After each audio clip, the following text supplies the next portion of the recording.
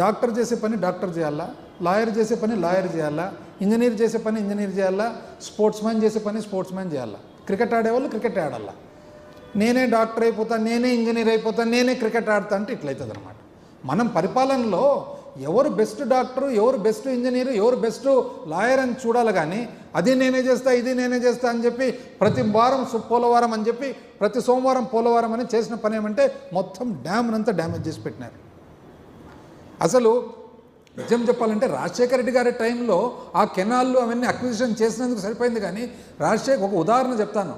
అనుమతులన్నీ కాకుండా రాజశేఖర రెడ్డి గారి హయాంలో ఒక్క కుడి కాలువకు సగటు 3,60,000 ప్రకారము ఆయన భూసేకరణ చేస్తే మీరెంత చేసినారండి? 47 లక్షల ప్రకారం చేసినారు మీరు వచ్చిన తర్వాత.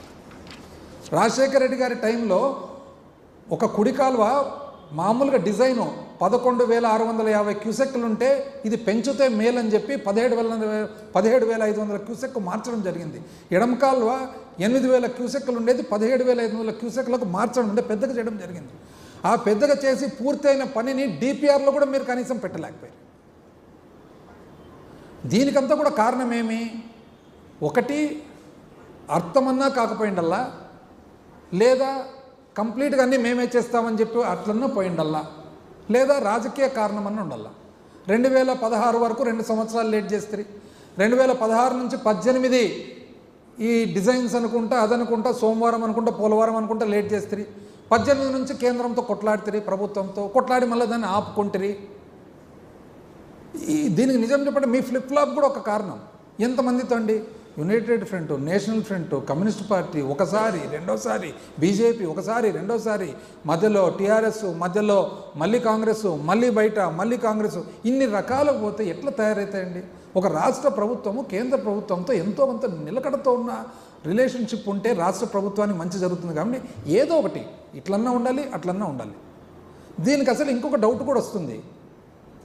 మీరు ఎందుకంటే ఇంత అనుభవంతో ఇంత సింపుల్ థింగ్స్ ఎట్లా మిస్ అయినారు అని, ఇప్పుడు ఎట్లా మిస్ అయినారు మళ్ళీ ఇది అని, అట్లా తెలియక మిస్ అయినారా? ఎందుకంటే ఆ లెటర్ చదివితే మాత్రము పోలవరం ప్రాజెక్టు మరొకసారి 41.15 లెవెల్, ఇంకా ఫేజ్ 1 ఫేజ్ 2 ఎక్కడ రాయలేదు. మా టైంలో జరిగిన కంప్లీట్ కరస్పాండెన్స్లో ఫేజ్ 1 ఫేజ్ 2 పూర్తి రిజర్వాయర్ లెవెల్ FRL 45.72 150 అడుగులు అనేది క్లియర్ కట్గా ఉంది. ఇప్పుడు అది ఆ లెటర్లు ఉత్తరంలో లేదు. అసలు మీరేమన్నా వేరే దేనికన్నా అంటే తెలిసి పొరపాటు చేసినారా, తెలియకనా అని డౌటు, లేదా ఏమన్నా ఎక్కడన్నా కానీ కాంప్రమైజా? పోనీ కాంప్రమైజా అనేదానికి కూడా ఎక్కడ? ఇప్పుడు సహజంగా అంటే ఇది ఒక డౌట్, ప్రజలకున్న డౌట్. ఇప్పుడు రాష్ట్రము కేంద్రం దగ్గరికి పోయినప్పుడు పొద్దున్న నుంచి ఇంత లిస్టు తీసుకొని పోతాం, అన్నీ అయితే రావు. మనము కేంద్రంతో పాటు అనుకూలంగా ఉంటే ఒక మాదిరికి వస్తాయి, కేంద్రంలో భాగస్వాములు అయితే ఇంకొక మాదిరికి వస్తాయి. కానీ ఎంత క్లోజ్గా ఉన్నా కూడా అడిగిన ప్రతి లిస్టు రాదు. ఏమన్నా అమరావతి కోసము ఆడ ఎక్కువ ఫండ్స్ వచ్చేదానికి దీన్ని ఏమన్నా వదిలేసినారని డౌట్. ఒకవేళ అట్లేమని ఉంటే మాత్రము దయచేసి వద్దండి, అది సపరేట్, పోలవరం సపరేటు. అది ఎందుకంటే జిల్లాలు దాని మీద ఆధారపడి రాష్ట్ర భవిష్యత్తు ఆధారపడి ఉంది. మీరు ఖచ్చితంగా అది ఆ విధంగా, ఎందుకంటే అది పునర్వ్యవస్థీకరణ చట్టంలో మన హక్కు, అది FRL 150 అడుగులు మన హక్కు. కాబట్టి దాన్ని ఎక్కడ కాంప్రమైజ్ కావద్దండి. ఇది సపరేట్ చూసుకోండి, అది వేరే విషయం. కానీ దయచేసి ఈ విషయంలో మాత్రము ఓవర్ కాన్ఫిడెన్స్తో పోవద్దండి. అట్లని చెప్పి అన్నీ మనమే చేయాలని పోవద్దండి. అట్లని చెప్పి దాన్ని దయచేసి ఇందుకు ముందు మాదిరి మధ్యలో వదిలిపెట్టొద్దండి అని చెప్పి మా విజ్ఞప్తి.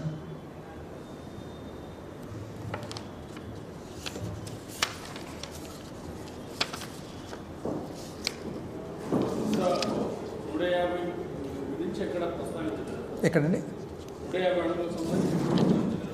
పడండి.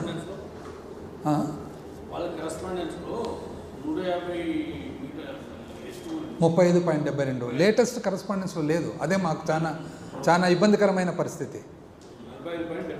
41.15 అని చెప్పేసి నీట్గా ఇచ్చేసినారనమాట. వేరాజ్ 41.15 అనేది అదొక ఫేజ్ 1. ఆ ఫేజ్ 1 అంటే ఏమి? మినిమం డ్రాడౌన్ లెవెల్, కనిష్ట నీటి మట్టానికి సంబంధించిన కన్స్ట్రక్షన్. ఆనకట్ట పూర్తయిపోతుంది.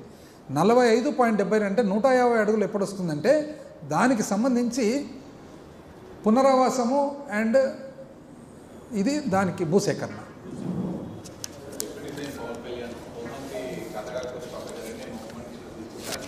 అది నేను కూడా విన్నాను. ఇది ఆశ్చర్యకరంగా ఉంది. ఎందుకంటే పవన్ కళ్యాణ్ గారు ఆయన నాట్ జస్ట్ పంచాయతీరాజ్ మినిస్టర్, నేను చూశాను అది, నేను పంచాయతీరాజ్ మినిస్టర్ అని. మీరు పంచాయతీరాజ్ మినిస్టర్ ఒకటే కాదు కదా, మీరేమన్నారు దాంట్లో, నేను పంచాయతీరాజ్ మినిస్టరు, నేను పర్యావరణానికి మినిస్టరు, నేను అరణ్యానికి మినిస్టరు, సైన్స్ అండ్ టెక్నాలజీకి మినిస్టర్ అని. అదే కాదు, మీరు ఉప ముఖ్యమంత్రి కూడా. ఉప ముఖ్యమంత్రే కాకుండా ఈరోజు కూటమి ప్రభుత్వము ఏర్పాటయ్యేదానికి ఒక ముఖ్య కారకులు కూడా. సో మీరు సింపుల్గా నేను ఓన్లీ పంచాయతీరాజ్ మినిస్టర్ అంటే మిమ్మల్ని మీరు తక్కువ చేసుకున్న వాళ్ళు అవుతారు. ఈ పరిస్థితుల్లో, ఈ నేపథ్యంలో మీరు ఎవరిని ప్రశ్నిస్తున్నారు? ప్రభుత్వాన్ని ప్రశ్నిస్తున్నారు, హోంశాఖ మంత్రిని ప్రశ్నిస్తున్నారు. హోంశాఖ కూడా ఎట్లుంది, హోం వచ్చేసి అనిత గారి దగ్గర ఉంది, లా అండ్ ఆర్డర్ వచ్చేసి ముఖ్యమంత్రి గారి దగ్గర ఉంది. రెండు, హోం ఇక్కడ ఉంది, లా అండ్ ఆర్డర్ అక్కడ ఉంది. సో ఈ పరిస్థితుల్లో మీరు ఎవరిని ప్రశ్నిస్తున్నట్లు?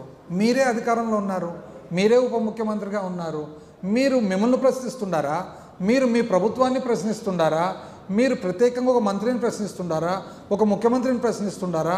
ఒక పోలీస్ వ్యవస్థను ప్రశ్నిస్తున్నారా? మాకైతే అర్థం కాలేదు. ఎందుకంటే సొల్యూషన్ మీరు చెప్పాలి కదా. ఇప్పుడు ఒక తప్పు జరిగింది, ఏదైనా క్రైమ్ జరిగింది, అత్యాచారం జరిగింది, ఎవరు తీసుకోవాలి దాని మీద? మీరు 5 నెలలు అయిపోయి 6 నెలలు ఇప్పుడు ఎల్లకాలం గత ప్రభుత్వం అని అనలేము కదా. క్రైమ్ అనేది కంటిన్యూస్గా ఉంది. ఒక ప్రభుత్వం వలన ఇంకో ప్రభుత్వం క్రైమ్ అనేది ఎట్లా వస్తుందండి? క్రైమ్ అరికట్టేది ఎట్లా అని చూడండి, దానికి ఒక ప్రణాళిక చూడండి. అంతేగాని పోలీస్ వ్యవస్థ మీరెవరు పనిచేయడం లేదంటే వ్యవస్థ అంతా పనిచేయకుండానే పరిపాలన జరుగుతుందండి? పోలీస్ వ్యవస్థనే లేకుండా పరిపాలన జరుగుతుందా? ఎట్లా జరుగుతుంది? పైగా ఏది ఏమైనా కూడా మీరే కదా నిర్ణయం తీసుకోవాల్సిన వాళ్ళు. మీరు ఇప్పుడు 6 నెలలైనా కూడా ప్రశ్నలు వేస్తే ఎట్లండి? మీరు సమాధానం చెప్పాలా? మీరు మిస్ అవుతున్నారు. అపోజిషన్లో ఉన్నప్పుడు మనం ప్రశ్న వేస్తే పాలకులు సమాధానం చెప్తారు, కానీ మనమే పాలకపక్షంలో ఉన్నప్పుడు మనమే ప్రశ్న వేస్తే ఎవరు? ప్రజలు చెప్తారండి సమాధానం. ప్రజలు ప్రశ్న వేస్తే మనం చెప్పాలి సమాధానం. ఇప్పుడు అసెంబ్లీ ఎట్లా జరుగుతుంది? అసెంబ్లీలో ఇర్రెస్పెక్టివ్ ఆఫ్ పొలిటికల్ పార్టీ ఒక ఎమ్మెల్యే ప్రశ్న వేస్తే మంత్రి సమాధానం చెప్తాడు. ఎందుకంటే ఆ బాధ్యత క్యాబినెట్ది కాబట్టి. సొంత పార్టీ ఎమ్మెల్యే ప్రశ్న వేసినా కూడా సమాధానం చెప్పాల్సిన బాధ్యత. అంటే మినిస్టర్ ప్రశ్న వేయడు కదా, మినిస్టర్ వేస్తాడండి ఎమ్మెల్యే ప్రశ్న? ఎక్కడన్నా ఎమ్మెల్యే ప్రశ్న వేస్తాడు, మినిస్టర్ చెప్తాడు. ఎందుకు? That is the legislature, that is the executive. Legislature ఎవరు? They represent the public. ప్రజల తరఫున లెజిస్లేచర్. సో ప్రజల వాయిస్, ప్రజల గొంతు ఏదైతే ఉందో అది ఎమ్మెల్యే మాట్లాడతాడు. ఎమ్మెల్యే ఏం చేస్తాడు? దానికి సమాధానం మంత్రి చెప్తాడు. ఇక్కడ మీరు రివర్స్లో చెప్తున్నారు.